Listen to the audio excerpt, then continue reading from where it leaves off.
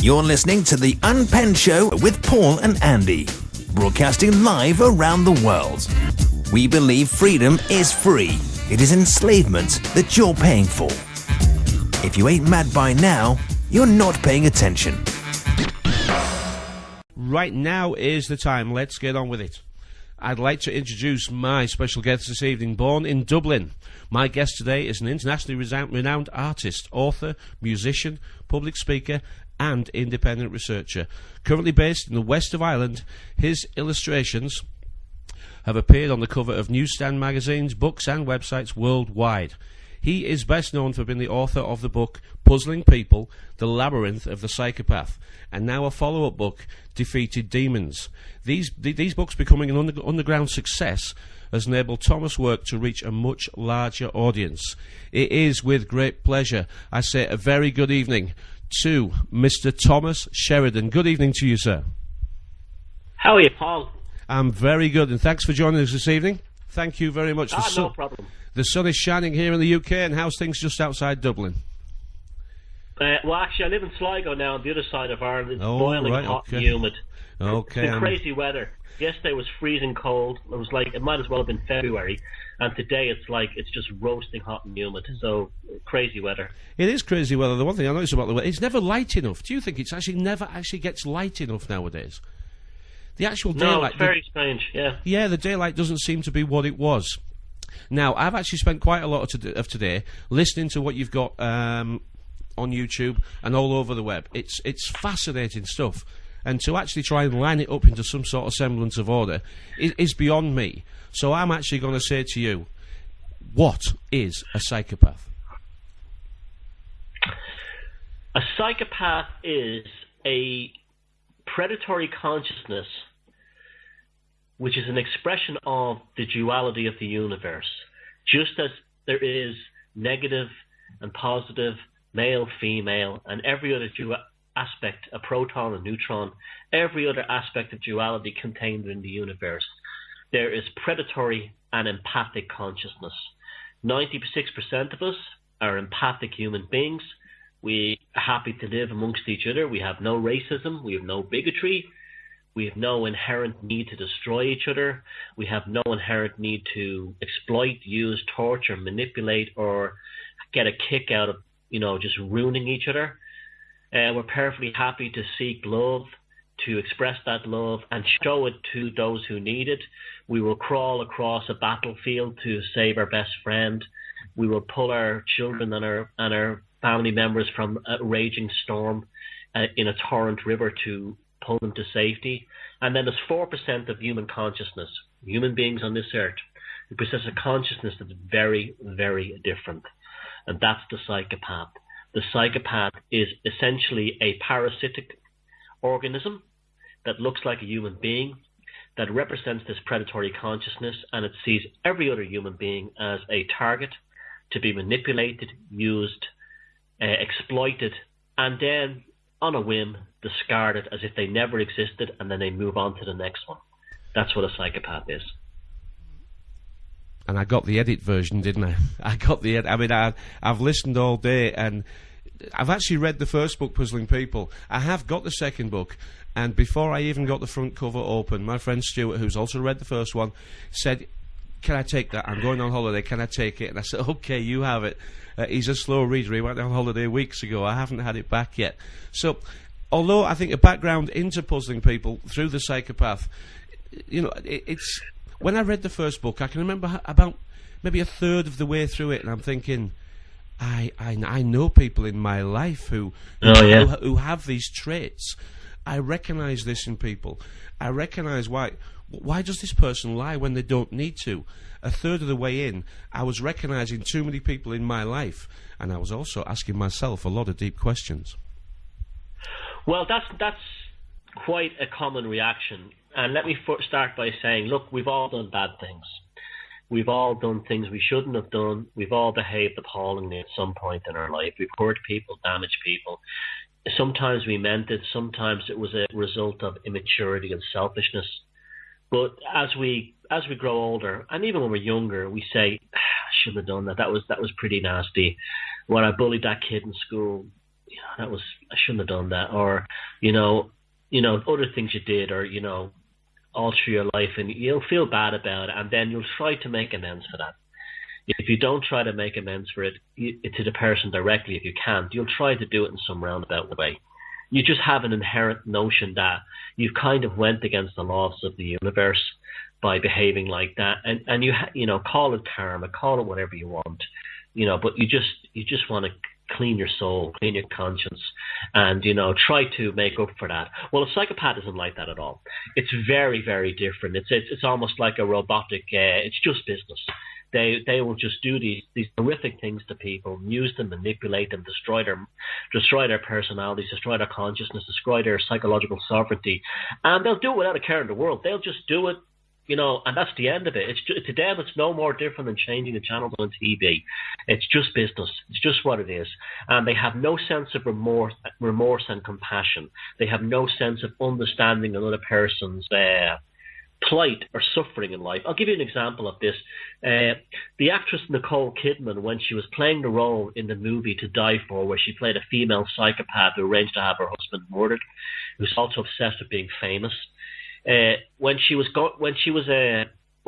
rehearsing for the part, she contacted Dr. Robert Hare, who of the University of British Columbia, who's the world's most foremost expert on psychopathology, and she just asked him, like, give me ways that would actually make me behave like a typical psychopath, and he gave her advice that I think is absolutely spot on.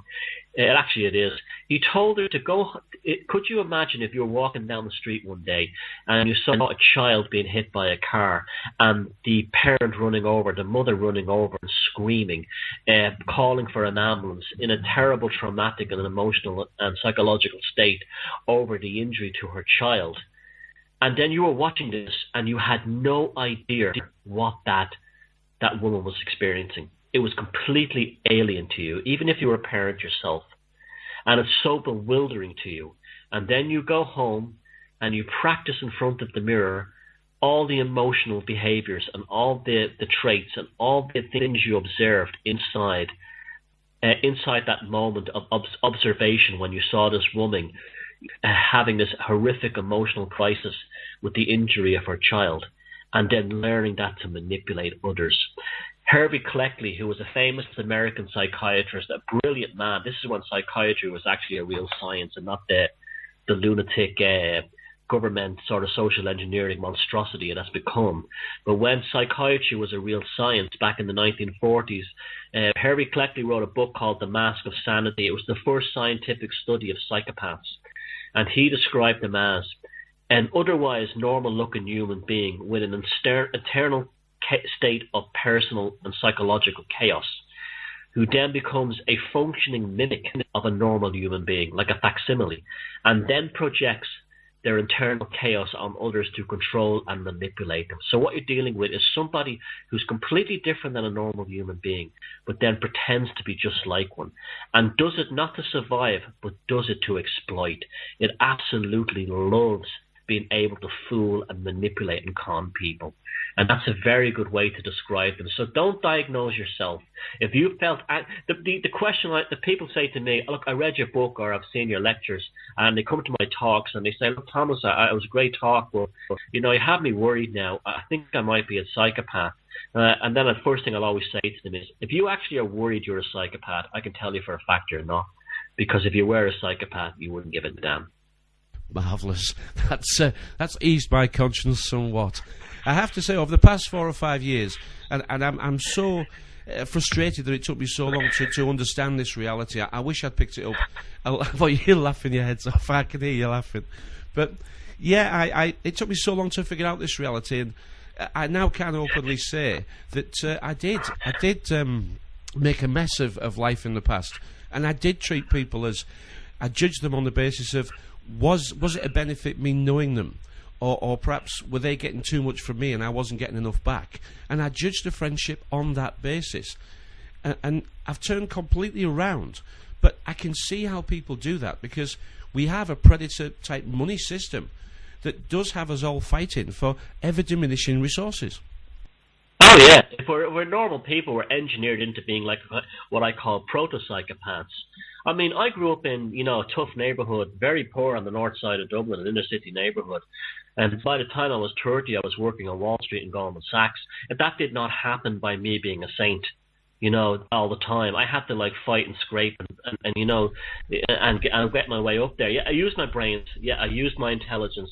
But yeah, I actually had to, play a sort of a game to get that point, And when I got there, I wasn't very happy with it because I realized it was an empty world. Even though I was just a graphic designer, I was inherently aware of the evil that I was a part of at the time. And because the money was so unbelievably fabulous, it was like you turn a blind eye to it. You see, we're very quick to say that everyone who runs it works in a big bank like Goldman Sachs or JP Morgan or whatever, Chase Manhattan, or is a big government. It's very easy for us to say, oh, they're all psychopaths. No, they're not. A lot of them are, but the vast majority of them are just people who are just they're turning the blind eye or they're turning away and pretending they don't see what's there in order to just get the rewards. You see, the system is like that. If you're in a personal relationship with a psychopath, it's exactly the same as being in a sort of a social or employment or political relationship with one. It's the same kind of concept. I often use the hermetic phrase, although it kind of gets me a lot of crap sometimes. People think I'm a Freemason, and I'm absolutely not involved in that crap. I use the term as above, so below, which is a hermeticism concept of everything that's below the macrocosm is reflected in the microcosm. And psychopaths are the ultimate example of that. You're in a personal relationship with a psychopath. The same kind of subtle abuse, crazy making, sweet, mean cycles. 1 minute you're wonderful, next minute you're garbage. That helpful thing to change your chemicals is exactly experienced by us in our greater lives in terms of our work employment, the politicians we vote for. They all come in as saviors. They all come in as the guy who's going to be different than the last guy. But then they never change. A classic example of that recently would be the whole Ron Paul cult in America. If you I have to laugh at all these so-called truthers. Well, laugh and feel sad, who were had a hard-on for Ron Paul, that this guy who was going to save everything, even though the guy was a big-time Freemason. Oh, they turned a blind eye to that. Oh, he was just going to save them. And then at the last minute, just as everyone predicted who would think rationally about this, he pulled out and just dumped them all and then threw them to the dogs. Because that's how psychopaths would do it in a personal relationship. They'll be wonderful and they'll love you and they'll fulfill all your dreams. I'm not saying Ron Paul's a psychopath. I'm just saying the political system which he serves is psychopathic. And it's just you're built up and everything is wonderful, and then one day they kill it. Now, the reason they kill it is a very interesting thing. They know it causes chemical changes in your body because when someone is flattering you, I go very deeply into this in the latest book, Defeated Demons. If somebody is flattering, love bombing is a very common term. It's what cults do. What's happening is they're implementing chemical changes within your physiology. Brain chemicals like dopamine and serotonin are released. And these chemicals actually give you a sense of pleasure. If you're a female, you get your oxytocin receptors in your brain are actually charged by them. And you feel wonderful, you feel lovely. And there's, Obama going, oh, yes, we can, and choke and change. And you feel all lovely and mushy and feely and all this stuff like that. But as soon as he gets into power, he's no different than Bush. He's still raining drones down on Afghan villages. And yet you don't want to deny that. So what happens is you have a rush of neopinephrine, the stress hormone, that shoots up from your reptilian complex into your brain, right into your upper brain, and you suddenly are agitated. You feel bad about it. You go into a thing called cognitive dissonance. And what happens then is you do not want to hear or confront the truth. And in order to deal with that, you start believing in a lie. You start believing in a falsehood. And what happens then, that suddenly releases the dopamine and serotonin back into your brain. This is the same reason why when people in this community, when we confront people and say things like, the banking system is fake, money isn't real, they're suddenly very hostile. What do you mean money isn't real? It doesn't, and you claim that's just printed out of thin air. They become very hostile. And this is why people who call themselves truthers make the terrible mistake often of they find something out and, it's not their fault, but they'll run to their friends and family and say, oh my God, did you know that vaccines don't work? It's all a con. Yeah, my hands up. And then what happens? Sorry? My hands up. I'm admitting it. Their family looks at them and like, are you mad? what's happened is the family member who's been like programmed by the psychopathic control grid has had a release of norepinephrine, the stress hormone, which is the flight or flight hormone. And then by calling you mad or calling you a nut or calling you an idiot or a conspiracy theorist, they get a nice little rush of dopamine or serotonin back into their brains, and then they feel great again. So that's how the psychopath at the bottom and the psychopaths at the top control us. They control us through a chemical warfare that takes place within our own brains, and they've known this from the time of Babylon. Amazing stuff, and it's hard to deny that that is what we experience when we try and share with people what we've learned, because they don't want to hear it. I do question myself now. There's a time for everybody, and it's not when I say it is, it's when they are ready to listen.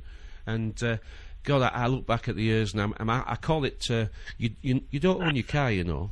That was the time I remember doing it myself.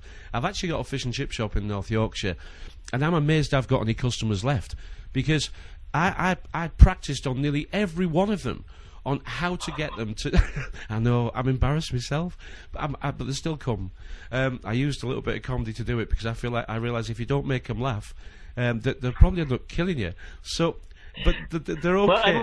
Well, it must be good fish and chips. I know. I can remember. Do you make the chips from real potatoes? yeah, we're still doing it how they should be done. But just look. I'll definitely come up and visit you. Yeah, I'm laughing at what I used to say. You don't own your car, you know. The fact that you own your house, it's a bit of a scam with the house as well. You know, you're only a tenant. I remember doing all this. Yeah, and I must have looked a complete idiot. I've now learned. Yeah, because they set the system up in such a way that you cannot express. You see, we're given all this information, say on the Federal Reserve, or on the ECB, or on the fractional reserve system, and then it's quite complex information, but it's very difficult to convey that to the average person in a couple of words. It certainly is. There is one thing, and they know that, and they deliberately set it up in such a way that you actually trip yourself up. Well, yes, I've done that many times, but I tell you one thing that I do have. I've noted that people are doing, but perhaps isn't helping the cause. We're being bombarded with what's going on in America. I mean, bombarded. It's and people are sharing and being fearful of what's going on in America, when most of them don't live there. And I find that I find that a little strange. What's going on in America is not what's going on here. Oh yeah. I can remember. I know, like so-called Irish sort of activists who were actually worried they were going to be arrested and put into a FEMA camp in Ireland because they were watching these crazy YouTube videos made by these Alex Jones types. Who whip everyone up into a fear over stuff. You see, you have to remember, Alex Jones is another form of American imperialism. When you think about it, it's just imposing the American sort of like, sort of conspiracy theory imperialism upon us. That's not relevant to you in Yorkshire. That's not relevant to me in the west of Ireland. Yep, that's what. And yet the people watch YouTube and they actually get caught up in it. Yep, that's exactly how I feel. I talk to people who tell me what goes on in America, or tells me what's going on in Chicago, or what Obama's up to, and the crazy goose, the actual goose chase that was the birth certificate. I mean, it doesn't matter. We really should be looking a little bit closer to home. I mean, I don't mean to sound, smart, because the one thing I do know is that I'm not. I know how much I don't know, but I do know I've got to do my own homework and then find my own support system with people who feel like I do. Yeah, you've got to work on your local issues. You see, you really have to. Like here in Ireland, the big thing that we have to all concentrate on is getting the fluoride out of water. That's our big problem here. Doesn't matter. I don't give a toss-up. Oh, sorry, can I say that on the radio? I don't. You can say what you want. A damn. A damn about anything else in the world relating to. Like, I respect those people's problems. That's their issue. Yep. Good for them. Yep. But our pressing issue here is to get the fluoridization out of the water here in Ireland. Yep. You may have something else in Yorkshire to do with common purpose or some other thing, but that's your fight. This is a war of attrition. We have to be each local activist. Unfortunately, and this is one of the reasons I have no time for Alex Jones and what he represents. He actually has a sort of a globalist truther agenda where everyone gets sucked up into that scene. Now, I'm not saying he's an insider. I don't know if he is or not. I don't care. But I'm just saying that that's what happens. And people have to start forgetting about what's happening on the global scale and work on the local scale. There was never a guerrilla war in history that was fought on all fronts. It was always local actions. And I'm not talking about violence here. I'm talking about using your mind and your consciousness to fight back. The psychopaths are very happy to take us on in terms of like mass global ideas, because we'll never win there. We'll never win, but we can take them on locally in small local, in local small issues. And if we can win there, we can take them down as a whole. I was talking to Brian Gerrish recently in Ireland. He was over here. We were in Waterford there 2 weekends ago, I think, or last weekend. And he had said that, like, just because of the stuff that he'd done on Common Purpose has had a major decline in the UK. It only takes enough people making a good cognitive argument to bring something like this down. And we should be working on our local issues in our local communities. That's what I feel as well. Absolutely. I mean, it's you can't take a wall down by bulldozing it. You've got to take it down brick by brick, because we don't have a bulldozer. We just haven't got one. Now, you've clearly explained it, but politicians, primarily people who want to control us, are to some part are obviously in some way psychopathic tendencies. But oh yeah, I guess politicians, the ones that actually get filtered to the top or get the top positions, they are the ones that can sleep well at night. After authorising the death of thousands of people that day, they are the ones that can go on Sunday morning TV like Blair did this morning, I believe, and he can justify his actions, even though we all know it was a lie. Oh well, that's because the version of Tony Blair, that's a mass murdering psychopath who whipped up an illegal war and murdered 1.5 million people, many of them children, is not the same Tony Blair who has the Tony Blair Interfaith Foundation, where they all talk about God and love and Jesus and Muhammad, and they're all coming together. That Tony Blair today is a different person. The Tony Blair that you saw on the TV this morning is a classic behavior of a psychopath. See, a psychopath doesn't have a personality as such. What a psychopath has is a bespoke persona. And these bespoke personas are actually implemented to get what they need in a certain situation or relationship or an agenda. So there was a different Tony Blair in town when he was making up stories of weapons of mass destruction and demanding bombs be rained down on Afghanistan and Iraqi villages as part of his illegal war campaign. That was a different Tony Blair, and that Tony Blair is not responsible for what goes on today. The Tony Blair of now is not responsible for that. Recently, actually last year, 2010, there was a very interesting survey done in Canadian prisons of psychopathic prisoners, and they interviewed them regarding their crimes. And just like Tony Blair, they're not responsible for what they did. Anyone who's ever been with a psychopath in a relationship with them will always tell you the same thing. They never admit any kind of guilt. They'll never do. They just won't. It's just not. They're not hard. They're hardwired to deflect any kind of guilt from this. And what these prisoners in this Canadian prison they would say things like, the guy would say, "You're a rapist," and he goes, "Oh no, I'm not a rapist. But you're in here serving 9 years for raping 2 nuns." And he'd go, "Oh, well, I was a rapist 7 years ago, but I'm not a rapist now." You see, the personality they see that the previous persona was the one who raped those 2 nuns, not the one who's in prison now. And that's why they're not able to kind of have any kind of guilt for what they've done. I call it the transitional persona, where they move from one persona to the next. Somebody who's been in a relationship with a psychopath, say they were married to them, and it's after the months of crazy making and gaslighting, it suddenly ends. They're shocked to actually meet this psychopath in the street or see them on Facebook in a completely new personality. Completely new, even to the point where they may even look different. It's almost like a shape-shifting thing. They will completely have a 180-degree reversal of their values. It's very common for a psychopath who may have been a screaming atheist who made fun of people as being superstitious and delusional to target a woman who's maybe a born-again Christian. And with a blink of an eye, over the course of a weekend, the following Monday, he's talking about how Jesus saved them. This is what psychopaths are like. And that's what you've witnessed with Tony Blair this morning. The Tony Blair who committed the war crimes in Iraq is not the same guy who you saw on the TV this morning, in his own mind. It's an amazing thing to be able to do, isn't it?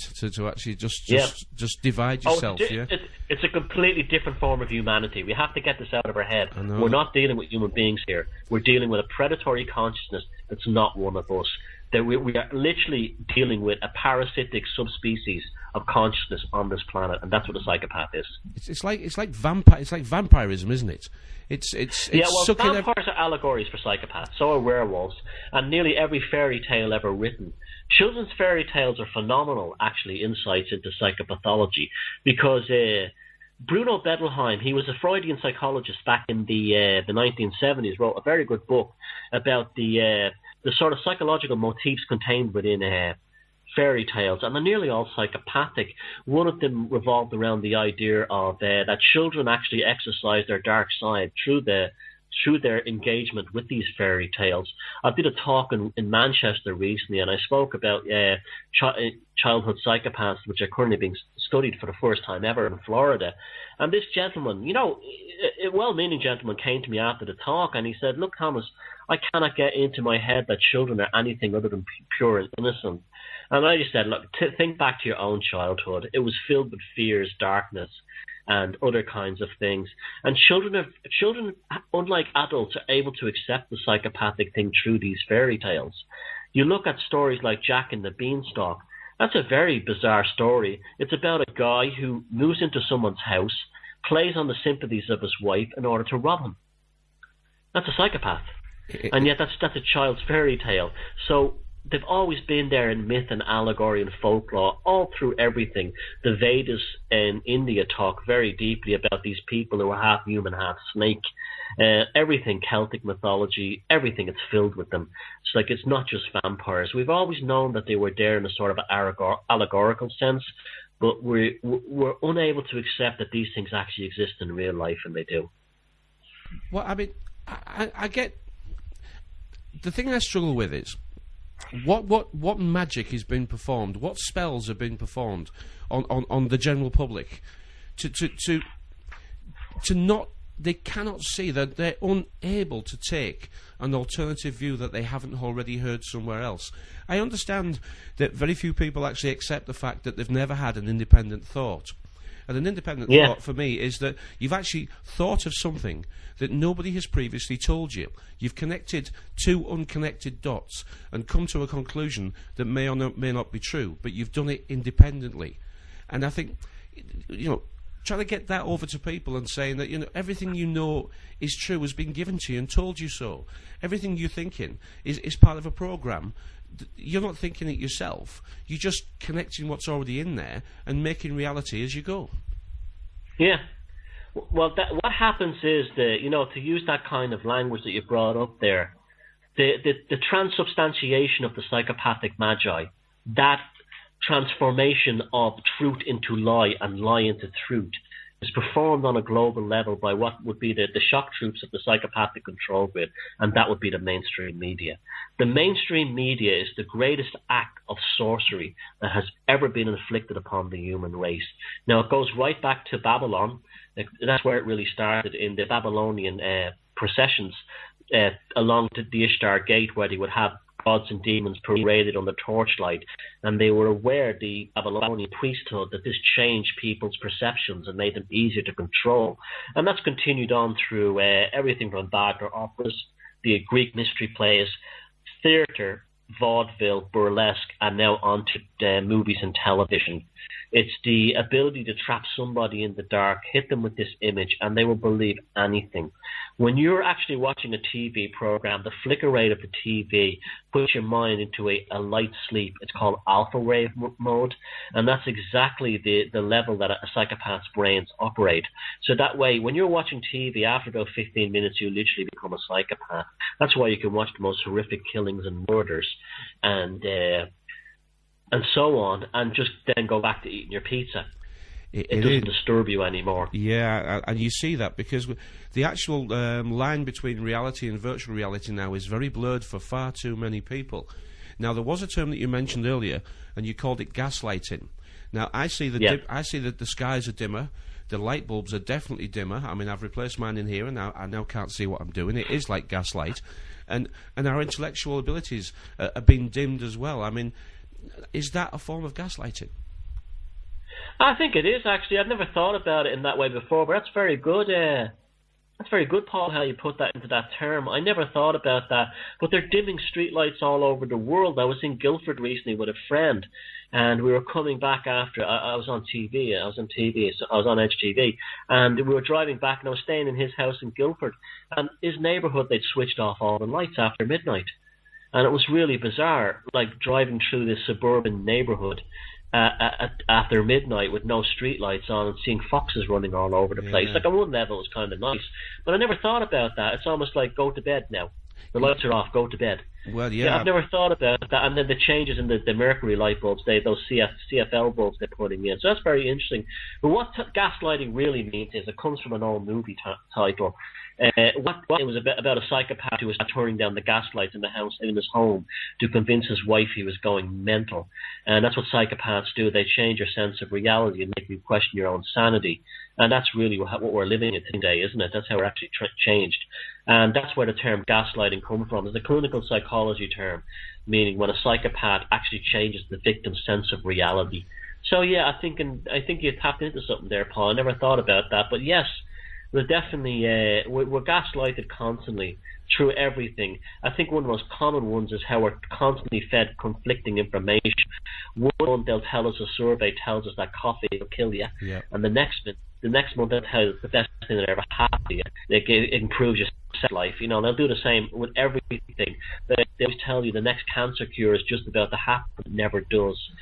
And this is to make you completely dependent upon the control system, so you cannot think for yourself. You're actually terrified. People today are actually terrified to think for themselves. Even many in the alternative community. That's why they ran like wholesale to things like the Anonymous group and the Occupy movement, and the Zeitgeist movement and all this stuff. They're terrified to actually be themselves. They don't know how to be themselves. They have no faith in themselves. They've actually been distorted by the psychopaths at the top to believe that there is nothing other than that. You must take orders. You must have an authority figure that you worship. And that also comes out of our education system as well. What happens in our education system is that the system is set up to actually make our left brains very dominant, which is the logical, analytical side of our brain, over our right brain. And what happens with that is we become, you see, logic is great for solving a problem on the local level, but it's terrible in terms of running a society because it's often murderous and tyrannical. So what happens is we're afraid of actually being, of our leaders turning on us. The left brain does that. So we're constantly following our right brain, which is intuitive, open, and creative. And what happens then is that we're literally afraid of our own thoughts. Just like in the George Orwell book, 1984, the thought criminal is the part where Winston Smith is arrested and his neighbour is in there in the cell with him. And his neighbour turns around and says, "I'm in here for thought crime." It's such a terrible thing, the way your thoughts creep up on you and you start thinking for yourself. And that's literally what they've done to us. That's how they've made us. Not us, but I mean the mass of society. That is. I mean, I must admit my interest is in the words, in the pronunciations. For me, a spell is not a number of words. A word is actually a number of spells. And I truly, I truly, looking back on what I can trace, the language that you and I are talking today, and the word langua is the word weak. We're in the weak age, and I think looking around, that would be hard to disagree.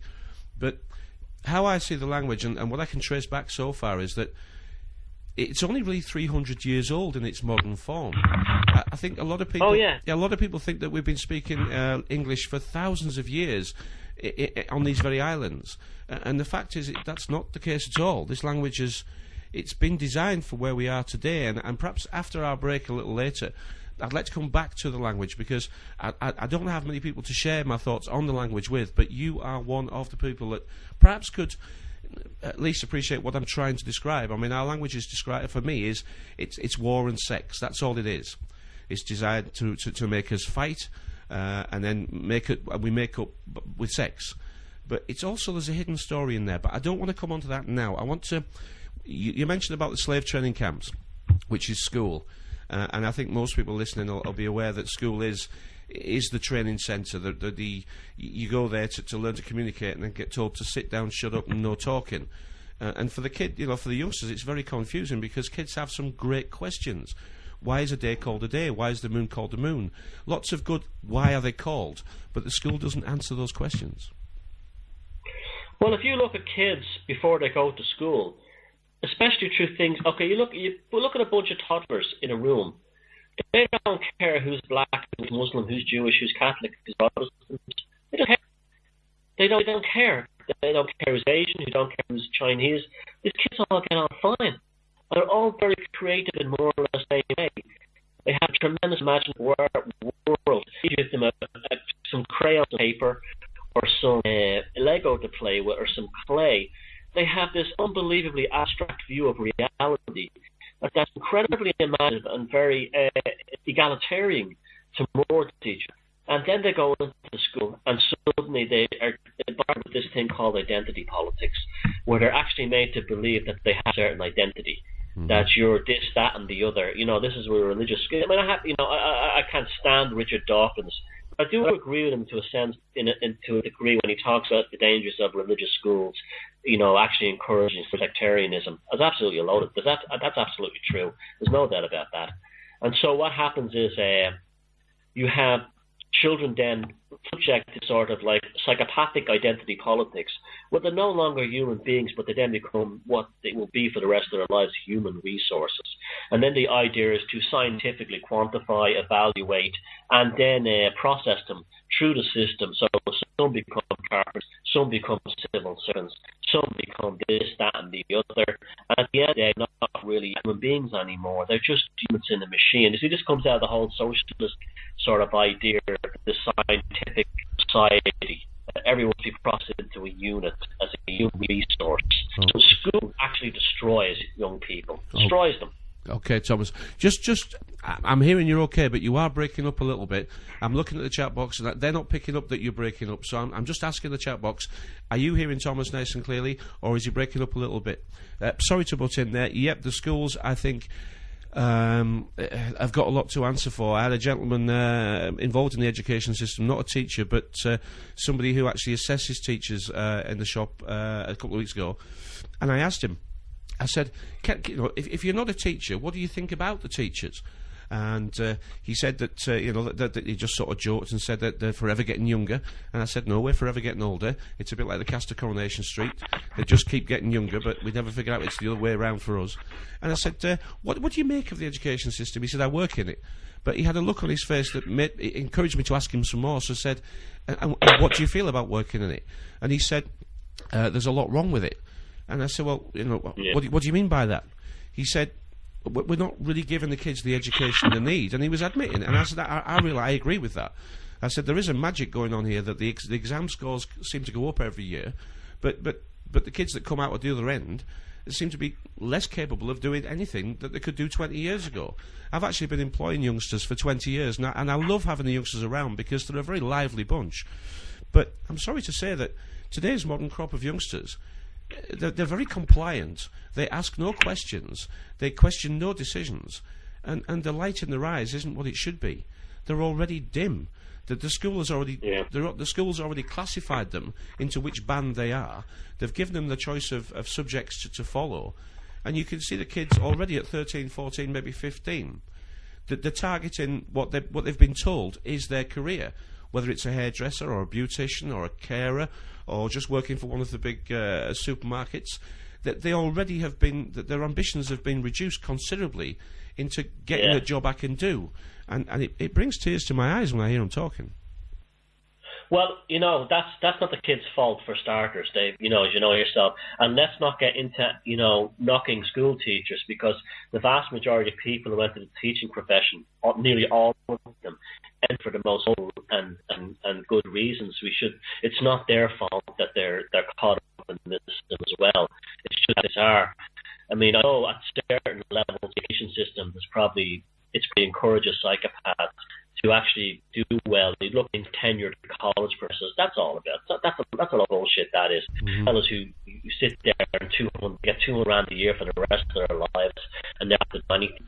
Except they shut down any alternative theories, support government policy, and you have these lunatic beards in our colleges who teach the children and teach the young people everything except creativity, Them ones I have very little time for. But the average school teacher is teaching kids through primary and secondary school. It's not their fault. These people mean well. The system is not designed for education. It's designed for domination. Education means learning. Education means actually getting a program or utilization. That's all that means. Yep, I know what you're saying. Okay, we're approaching 5 to 7. I'm going to give the chat box is very quiet, which means they're actually listening to us, which is welcome. No chat boxing. I always think box is encouraging people to fight. We're going to have a little bit of a break, about 10 minutes, Thomas, and I'm going to tell people where they can go and perhaps learn a little bit more about yourself. ThomasSheridanArts.com is the website, and ThomasSheridanArts.blogspot.com. The books that we're talking about, the books that we've been chatting about are Puzzling People, The Labyrinth of the Psychopath, and Defeated Demons. And you've also got a DVD, Breaking the Babylon Mind. I'd like to, if possible, talk about that when we come back in about 10 minutes' time. And I love it. It makes me feel. It makes me feel that we can do it when I listen to it. There are days when I look around and I wonder. I think, no, it's just too much. But it isn't too much. It's actually the only game in town. I find I can watch TV, but not for long. I can be in conversation with what we'll call the general public, but not for long, because I find that I'm trying to influence the conversation, and then they say, "Oh, here he goes, Mr. Conspiracy Theorist," and the most frustrating thing is that I'm not a conspiracy theorist. I actually just share what I see. You can decide if it's true or not. I'm not going to try and tell you anything's true. I'm going to say, well, it could be this, it could be that. That might not be true. You do know politicians tell fibs, and they tell fibs all the time to remain in power. You just can't remember how many fibs they've told, and eventually you just become negative to it. Anyway, that's me babbling on. I have a guest, and it's the show is all about getting out information that is useful to our listeners. So thanks for staying with us. Hope you enjoyed the Wayseer music. I, myself, personally, I don't have a problem with it, but I'm going to ask our guest, Mr. Thomas Sheridan, what do you make of the song, the Wayseer Manifesto? What do you make of it? That sounded pretty fabulous to me. I didn't hear the lyrics too much, but that last track sounded great. But it's, well, maybe if you didn't hear the lyrics too much, it's basically just saying that sometimes it's a feeling, it's a knowing. You don't have to be told it's the truth. That there's a response inside your body where you say, I actually know that's true, and I don't know how I know it's true. I call it a sort of remembering. And the word remember to me is to put back together. Dismember is to take apart, and remember is to put back together. And there's just sometimes when information comes along, my whole body says, that's right, that feels as if it's right. Am I making sense? The Greeks called that the noetic response. That was what the term is, Noetics. It means when you actually hear something and you just know evidently that it's the truth. You don't need any kind of backup to it. It just resonates with you. It's what the psychopaths have done to us. They've actually taken away our intuition to actually resonate with the actual reality of the universe by making us depend on, well, it has to be scientifically quantified. It has to be backed up with, graphs and projections and studies and tests. And the fallacy of this kind of thinking is exposed. There's a parent, when they look into the eyes of their child, do they need a scientific validation that they actually love them? And that's the noetic experience. And that applies to everything, not just to our emotional lives and to our social lives, but everything. When you hear something that you intuitively know is true, or when you hear something that you intuitively know is bollocks, you will actually respond to it through this noetic realization. I think that's one of the reasons my books have taken off so well with people, because it's as soon as they read them or they hear me talking about them, it just suddenly sets off a light bulb. Yeah. This is true. This man is saying the truth. And that's what's going on here. And the thing is, Paul, that you do not have to explain that to another person. Yep. You see, this is a mistake we make through our education system, that we have to sort of evangelize it or actually go and tell other people what we know. The revolution is always an internal one. It begins within, and we do not have to share that with others. If they're ready, and like you said earlier on, when they're ready, they'll come to it. But last weekend I was in Waterford, and there's two lads there who did a lecture on how to deal with the personal sort of awakening process. And they made a very good point of saying that some people should never be woken up. They'd be too dangerous to themselves and others if they ever found out the truth. And the best thing is just to leave them watching, Coronation Street and the football, because that's where they belong. And the least damage they can do to humanity is being, an idiot vegetating, in front of the TV. Just leave them there. That's their destiny. If it's 4% of the population that are inflicting this abuse upon us, then the actual equation is that it takes maybe just a shade over 4% to put up what would be, a worthwhile fight, as it were. Yeah, 5% is all we need. Right. Yeah. This is where we're going to have no problem putting them out of business. See, my message is not a negative message; it's a positive one. It's just like a battle plan. Look here, we know what the problem is. We know what the enemy is. We know how they function. All we have to do now is make sure enough people get the orders and are trained in how to deal with this issue. And when they know this, the psychopaths will just give up, because fundamentally they're all lazy. They're always looking for the easy option in life. And they've created a world now where it's very easy for the psychopath to get to the top. All we have to do now is make a world where it's very difficult for the psychopath to get to the top. And we do that by creating an alternative version of existence, an alternative culture. Absolutely delighted to hear that. There's no place for them. Yeah, and there's no place for them here. And when that 5% is reached, it's like the 100 Monkeys effect. It will kick in and it will take over the consciousness of humanity. And then the psychopaths will just, well, they're already finished. I mean, they're through. They're done for already.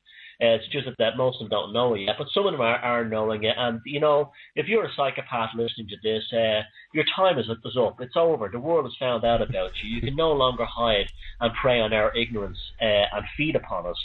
So just find yourself a little niche for you to disappear into obscurity and go there, because the best thing for you is just to stay out of our faces and just leave people alone. And that's my ultimate message. That was what the message of Defeated Demons is, that you lost. The game is up. Everyone is talking about psychopaths now, and it's over. I think it's over as well. I do. I mean, we've discovered all their tricks. We've dismantled the web, the framework. We've pulled the curtain back, and now the false flag, the control by words, the television, the media. How we've got it. We've dismantled all their magic tricks. We've understood how the magic has been done, and they have no reply. I know they'll come on strong, because, like everything, they'll kick out before they give up. I've actually got 2 calls on the board. Is it okay to take a call? I'll be delighted, yeah. Yeah, I've got 2 calls on the board. I'm going to see who we have, and I'm going to say a very good evening to Future Star 23. Good evening, you're live on the air. Hi guys, how are you? Okay? I'll let you talk to Thomas direct. I'm good. Hey Thomas, buddy, how's it going? I'm alright, thank you. It's great to talk to you. It's just a quick question. You just really listened to you talking about psychopaths before. I was in contact a few years ago with someone who had a narcissistic personality disorder, which sounds very much to what you're saying as well with psychopaths. I mean, have you had any sort of dealings with that yourself, or could you embellish more on that? Oh yeah, a narcissistic personality disorder is just one of these bullshit phrases that psychiatry makes up to do everything except call them psychopaths. That's just a completely made-up thing, and you have people like Sam Bakin who have a vested interest in building an industry on this fictional narcissistic personality disorder thing. A person who's a narcissistic personality disorder is absolutely a psychopath. That's just the kind of thing the Diagnostic and Statistic Manual of the American Psychiatric Association has invented to basically hide psychopaths. Calling a psychopath a narcissist is the same thing as calling a rapist a selfish lover, or a pedophile someone who loves children too much. This is just they're hiding behind these things. They're hiding behind other ones like antisocial personality disorder. Sociopath is another common one. And for female psychopaths, many of them are hiding behind the diagnosis of borderline personality disorder. No, what you knew was a psychopath. It doesn't matter what the name on the tin was, McDonald's, Burger King, or Wendy's. You were dealing with a psychopath. Well, so it's a lot closer to home than you think when you sort of come into contact with it day to day then, when you sort of say it like that. Yeah, you see, the problem is, I don't know your name, Brent, but the problem is that psychopaths have been mythologized through Hollywood. They've made us believe they're things like axe murderers, Norman Bates, and like fellas who kill like 100 people and chop them up and have the heads in their basement. Yes, those types do exist, but they're the tiny minority. The vast majority of psychopaths are the people you work with, live with, are married to. You go to college with them. You vote for them. You buy their products. That's where they are. They're in normal society. They're not this mysterious entity that exists on the other side of the world. There are one every 22 to 27 people in Western society, according to the actual official statistics. So if you know at least 30 people, and you're a certain age, say you're in your mid-20s, you've encountered up close and personal at least one psychopath. Okay, all right. Thanks for that. Thomas. Brilliant. Take care. Thank you, mate. Bye-bye. Right, thanks to Paul. And we have another call. Can I take another one, George? Can I take another one? I know who this is. It's George. Is that all right, Thomas? Yeah, of course. Yeah, let's see who we've got. I'm going to say good evening to George, and thanks for calling in. Hi, Paul. You okay? Can you hear me? Yeah, I'm good. I can hear you. I can hear you well. You can ask your question direct. I'm not going to link it. Thomas can hear you. Yeah, Hi, George. Hi, Thomas. Can you just make a quick comment, Thomas, before I ask the question to Paul? It was just something that Paul mentioned. Yeah, sure. And a couple of people have mentioned it. Just that a couple of people have mentioned it in the chat room as well. Okay. About this conspiracy theorist tag. I'd say to anyone, if you get called a conspiracy theorist, or just say, no, I'm a conspiracy realist. Because the conspiracy is facts. And the way we're looking at the direction we're coming from is we're realists. We're not living in some fantasy world, a different reality that other people are. So just thought to mention that to anybody. Sorry. Yeah, well, if you look at the history of the world, like when someone says, "Oh, conspiracy theorists," you know automatically you're dealing with an idiot, and I'll tell you why. Yeah. The entire history of the human race is nothing but conspiracy. That's literally what it is. Did Julius Caesar fall in the daggers? Were Brutus and the lads having a laugh when they stabbed him in the forum that day? No, that was a conspiracy.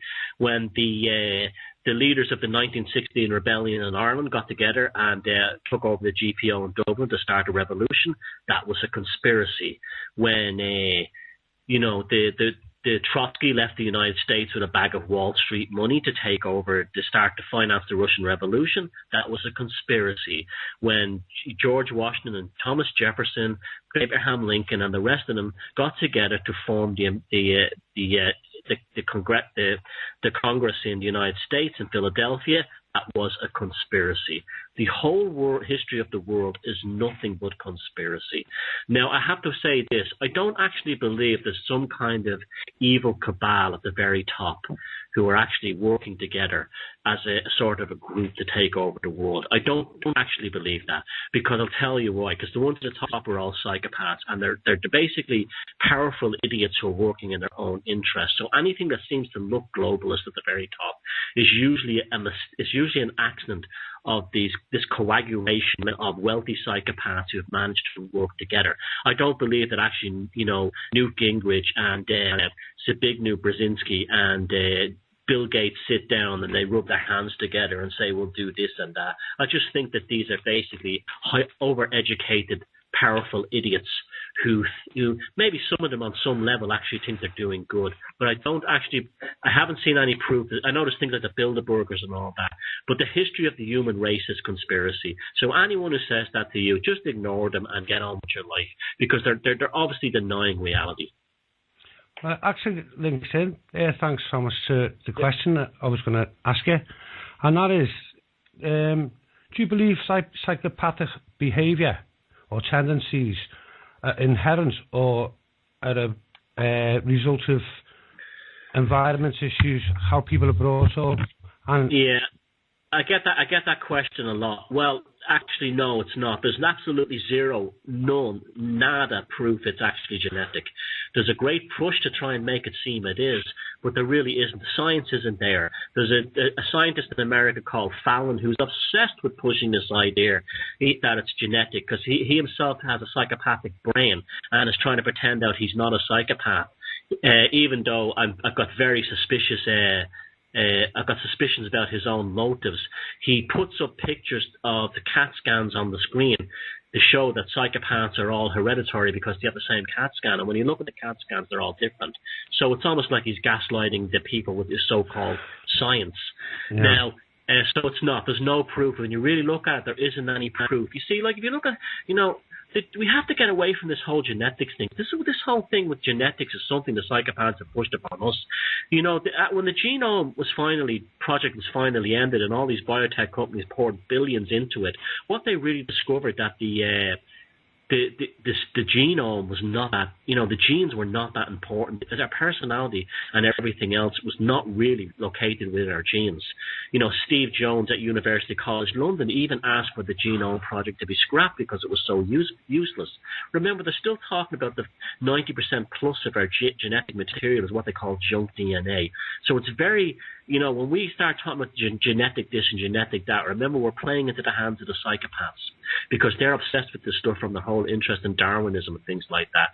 For me, as I said, it's a predatory consciousness. Consciousness exists before our biological bodies. Our consciousness was here before we were born, and it'll be here after we were born. And they're a predatory, psychopathic consciousness that manifests within the human body and behaves thus. As regards it nurturing, yes, some people who could have a horrible childhood, victims of sectarianism, sexual abuse, they could grow up with psychopathic traits and become proto-psychopathic, but they wouldn't actually be psychopaths. You could actually cure those people, where a true natural-born psychopath will never change. It's like trying to feed a great white shark tofu and expecting them to change their diet. If you read my new book, Defeated Demons, I go very deeply into that. There's no proof it's genetic. So, you've just confirmed what I thought anyway. And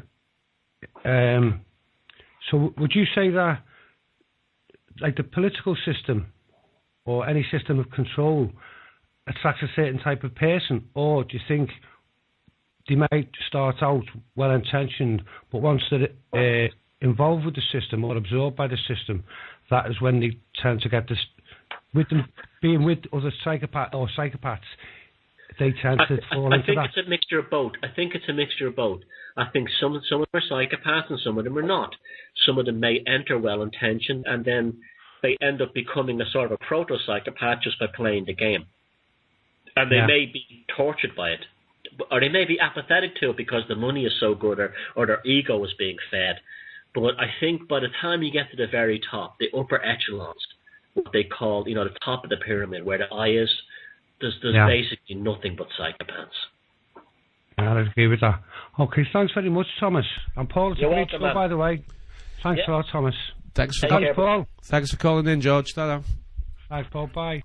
You're listening to criticalmassradio.co.uk. I have with me this evening Mr. Thomas Sheridan, author of the books Puzzling People, The Labyrinth of the Psychopath, and Defeated Demons. I'm looking forward to reading that. I wish I hadn't loaned it out. I wish I could have read a lot of it today before we got to this point.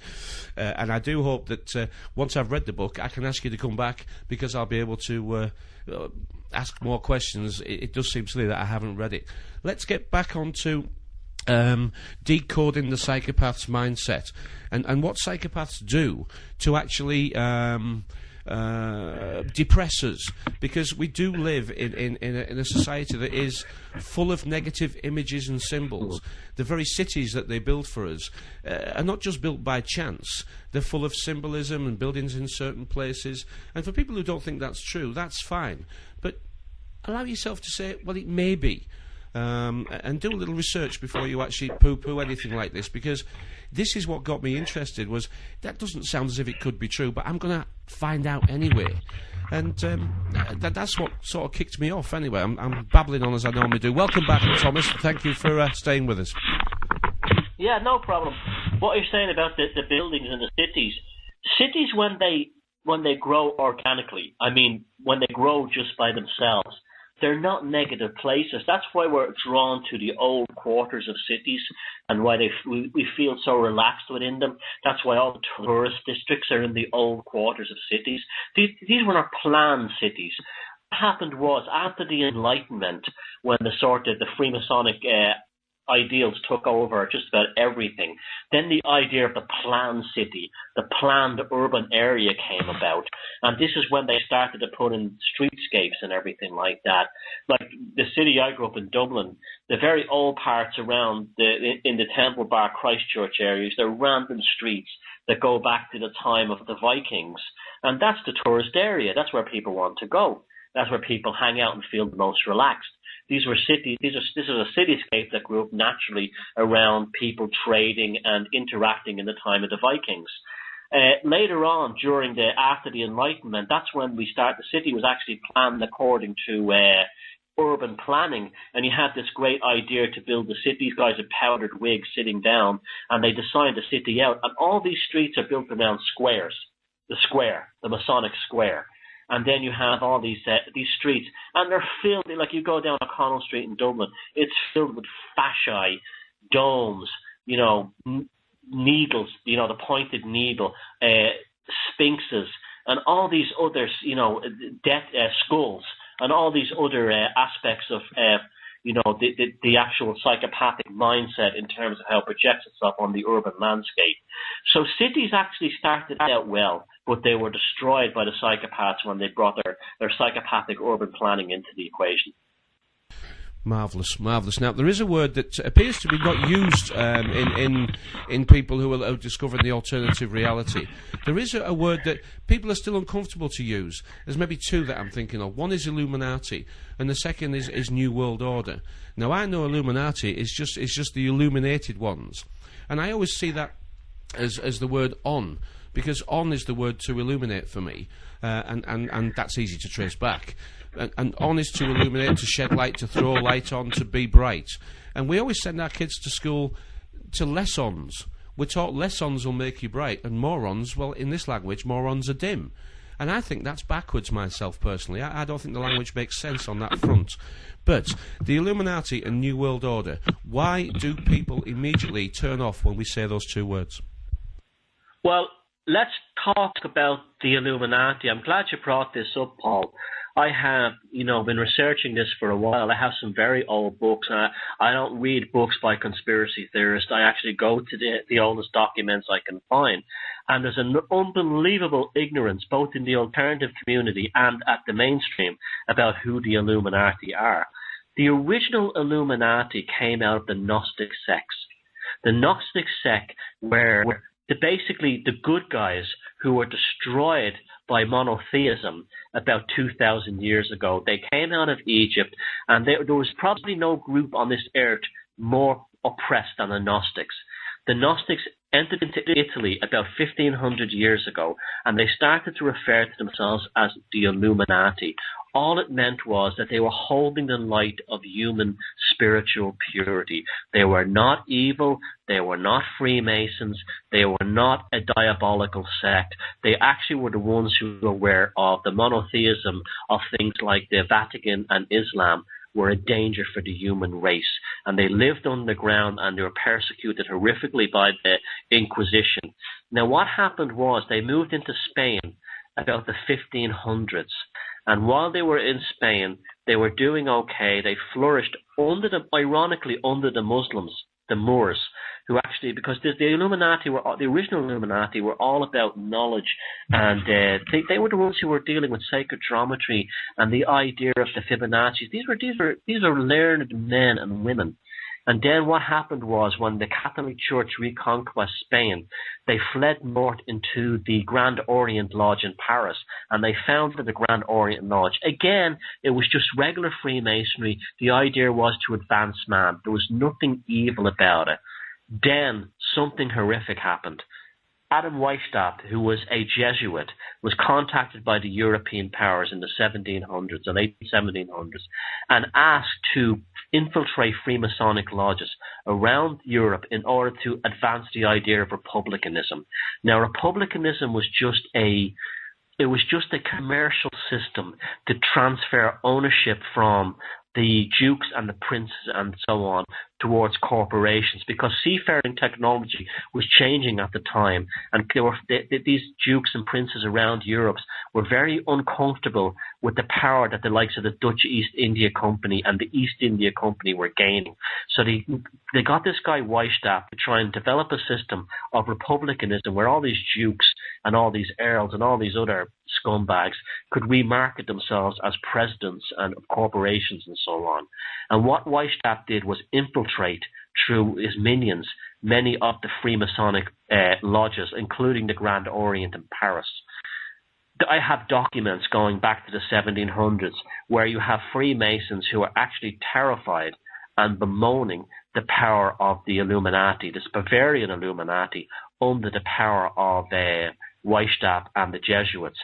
It was what they did was they took the legacy of a pretty amazing organization that actually was keeping Europe spiritually clean at a time when kings and princes were involved in paedophile and black magic and everything else.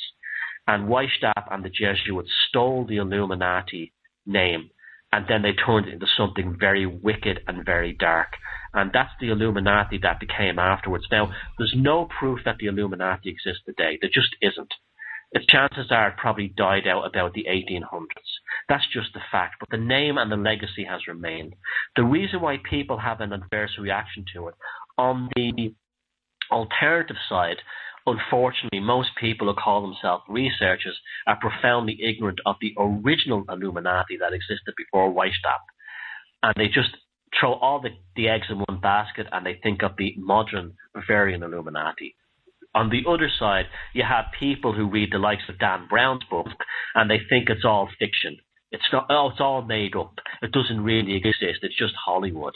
So that's why people have an adverse reaction to that. That sort of fits in with what I discover as well. I mean, the fact that we can discover these so-called hidden secrets, I sort of see it as dogs digging up bones and thinking bones grow in gardens. We're not quite working out. I mean, this system is so clever at control because that's all it's ever had to study, and it's us.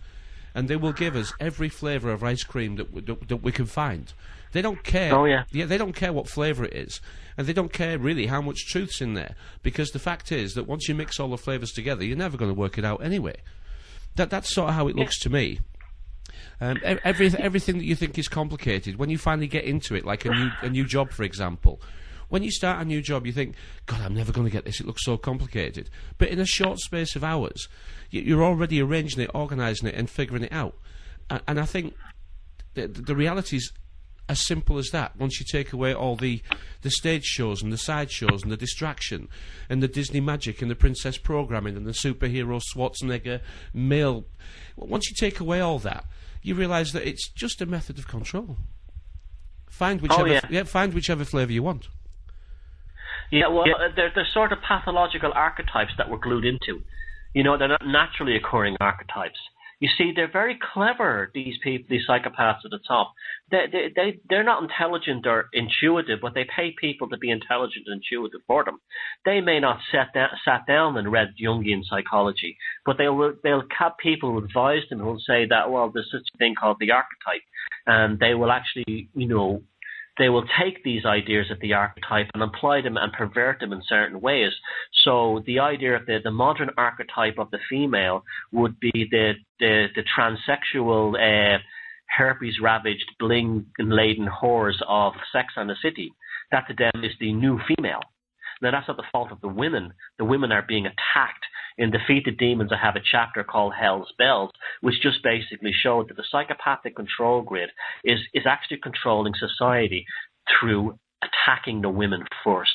They create archetypes for them. And they create archetypes for the men as well. You said the Princess Warrior program. Absolutely. You're a princess or you're a warrior. That's where it goes today. The boys watch the video games and the football, and they learn to be warriors so they can be, they can have their testicles exploded off them or their bodies burned alive in Afghanistan or some other crap hole in the Middle East for oil companies. And the girls likewise are told to hate themselves deny their own femininity, so they will want to buy boob implants and silicone and all the other things that will actually destroy them rather than empower them as women. And the gaslighting is based on that they're being empowered as women. In the new book, Defeated Demons, I talk about the slut walk movement. The slut walk movement was designed to destroy, belittle, and degrade women. It had nothing to do with women, walking the streets at night, but and having a right to feel safe. It was an engineered, psychopathic, crazy CIA feminist bullshit excuse to degrade the human female identity. We're constantly being attacked, and women are being attacked first. And this is what we have to get wise to fast. It's like I've been saying for a long time now. If there's such a thing as a battle of Armageddon, it's taking place in human consciousness, and it's happening right now. Yep, I absolutely agree. We don't need revolution. We need evolution. We need to learn what we need to know, and it's not that difficult. Unfortunately, it's a fine filtration system, and you've got to do it alone. This is the thing that I've learned is nobody else can show you. You have to want to do it. It's an internal desire of, I want to know the truth, and I don't care how bad it is. Just give me the truth, and I'll deal with it. And I think there only are certain people, and we are coming to a close. But I don't want. I'm enjoying this so much. I do want to keep you as long as I can. Would you say music is important for people's awakening? Would you say an interest in music, a connection to music, appears to be very much more prevalent in those that are awake as opposed to the general population? I think in all creativity is much more apparent in the awakened community. Not just music, but art, graphic design, painting, sculptures, poetry. I mean, a friend of mine, Sean Maguire, down in Waterford there last week, he was reading the most amazing poems to us after a talk one night, just popping out of his head, reading them. I know so many of my friends are musicians. I'm a musician. I'm also a painter. And I know that's played a huge part in my development and my own personal journey through this matrix. Yes, I mean, like when I do talks all over the place now, and literally at the end of the night, it's like I'll be meeting guitar players, bass players, drummers, artists, poets, graffiti, rappers, you name it, they're all there. And that's where it is. You see, culture is where the stuff changes from. Terence McKenna said, if the artist can't find a way, then the way cannot be found. And Carl Jung also identified, I have one of his papers here, I can't remember the name of it, but he mentioned something that art seems to have the ability to understand the oncoming changes within society. If you look at like the 1930s, movies like Metropolis by Fritz Lang were very much indicative of the National Socialism and the other kinds of like scientific socialism that was coming down the road. This is not by accident. We're tapped into a universal consciousness, a collective consciousness, and as a species, we're able to see, especially if we're creative, we have that little sort of deja vu of the future ahead of us. There's something about it. I don't know what it is, but it just seems to happen. Artists, and I'm not saying they're a special cast, have an ability, and creative people to tap into this. You said, what was the film I made, Breaking the Babylon Mind? That's what the documentary is all about. It's about learning how to become creative. When you're creative, you have an ability to see with a clarity. I mean, people often say to me, oh, you can do so much. You can paint, you can sing, you can play guitar, you can write, you can do it all. And I say, well, the only natural talent I have is as I see the world as it really is, and not how we're told it is. And I think a lot of it has to do because I've spent all these years being creative. So anyone listening to this show, if you're any way creative, you just get in there and you start doing it. And if you're not creative, then find a creative outlet for you. We all have this inside us, and it's very important for us to get the left-right brain balance. Yeah. And that's the big thing. I've developed a system with the tarot cards called Tarot Psyche. It's nothing to do with divination or fortune telling. It's just simply using the imagery within the tarot to actually help you develop your right brain, to take back what they destroyed from you in school. And it plays big time on Jungian psychology and things like that. But I'm not trying to eulogize or raise Carl Jung to the level of a religion, but I want people who are listening to me right now to not just like you watch truther videos or anything, that stuff is okay too, and watch all the other shows and all great, but also get your books out, start learning about psychology, start learning about mythology, very important. The authors I've mentioned, start reading their books and read the books, don't just watch a YouTube video. Build that brain, and read my books. You don't have to believe what I say, but I start out all my books by saying, look, I'm not telling you this is the truth. You have to find your own truth. But just take what I write with what resonates in your heart and ignore the rest. And that's how we all have to be, because it ultimately is what James Joyce, Joseph Campbell and Carl Jung talks about, the hero's journey, the monomyth. We all have, this is what we're all going through, the people in this awakened community. We've entered into the labyrinth. We have to go into the darkness to confront the monster in there, slay that monster, and then when we come out, we will have a better quality of life for the simple fact that we've actually conquered and defeated the demons within us. Absolutely. Well, brilliant. I couldn't have imagined anyone saying that better. That's exactly how it feels for me. That's exactly how it felt for me. And the freedom that's achievable in this reality at this time, that's as far as we can go. And it's just been an absolute pleasure for me. I've listened, I've read the first book, got the second on the way. It's been a pleasure because that first book, I don't often try and read them in 2 or 3 days, but yours was 2.5, 3 days, rattled through it. It was language that I could understand. I didn't have to go back and check anything, or I didn't have to reread something that I hadn't picked up. I guess there are other books, but for me that was the first, and so easy to read, and I wanted to keep reading it. And you put it in small paragraphs. So it was a pleasure, and it's been a pleasure having you on the show, Mr. Thomas Sheridan. Please give a shout out to where we can find more of your work and your YouTube channel as well, which is what I've been looking at today. So if you just pass on the information to all our people listening, how we can find out more about Mr. Thomas Sheridan. Well, first, I'd like to say I'm doing the Tarot Psyche workshop on developing the right brain, intuition and psychological exploration on the 19th of July at a Thursday night in Hebden Bridge, which is near Halifax. And then I'll be doing a talk in Dunstable 2 days later. I think it's a Saturday or Sunday, the 21st, with the Sovereign Independent UK branch. Brian Garrish will be there as well. And so I'm always touring the UK. I'm always over there. I'll also be in Scotland in October, in Edinburgh. And so keep an eye out on my dates. So I'm always touring around England. If you want to look at my website, it's currently being rebuilt. I'm getting a new website at the moment. It's thomassheridanarts.com. It'll be up fully in 2 or 3 days. And if you want to get the documentary, The Breaking the Babylon Mind, it's at icanplanet.com.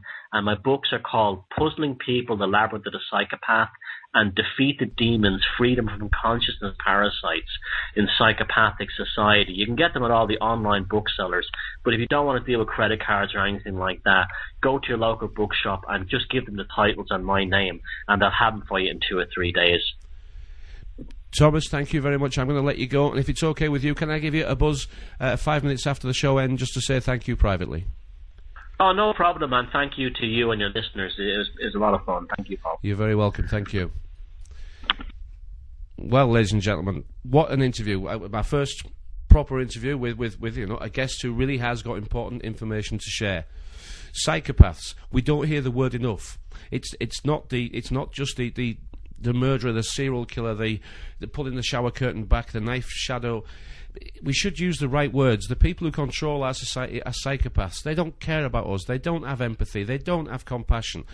And they don't care. If they ain't benefiting from you, then they don't care about you. They sleep well at night after killing thousands of people. Thanks for listening, guys and girls. I'll be here next week. Shows all through the week, and I'll be calling in because I can't resist it.